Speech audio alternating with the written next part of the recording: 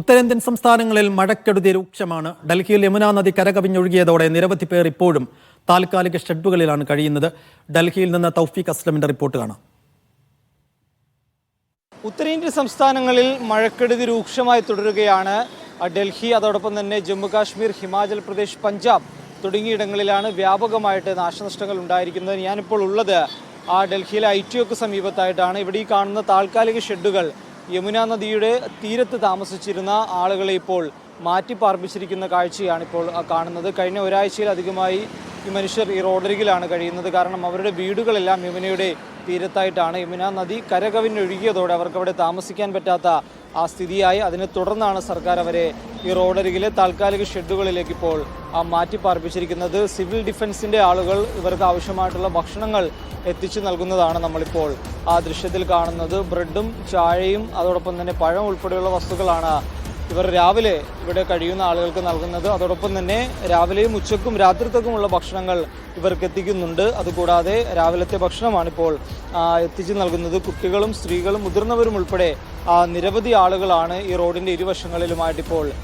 കഴിയുന്നത്. ഈ റോഡ് പൂർണ്ണമായും ഏകദേശം ഒരു 2 കിലോമീറ്ററോളം റോഡിൻ്റെ ഇരുവശങ്ങളിലും ഇത്തരത്തിൽ ടെൻറ്റുകളാണ് കെട്ടിയിരിക്കുന്നത്. ഈ ടെൻറ്റുകൾക്കുള്ളിലാണ് ഇവർ ഇപ്പോൾ കഴിയുന്നത്. पानी ज़्यादा आ गया है, इसी हमारे परेशानी चल रही है. पानी कम हो जाता तो नीचे चले जाते हम. अब मुसीबत में पड़े हुए हैं पानी के चक्कर में. खाना पीना तो आ रही है. बस सरकार क्या करती है, चावल दे जाती है इतने टिफिन में. ये चावल बच्चे बीमार चावल खाएंगे जे कुछ तो मतलब मैंने बहुत कोशिश करी, मेरा टेंट लगाए दे, टेंट नहीं लगाया टेंट. और दूसरे के टेंट में बच्चा कैसे रखो जाए.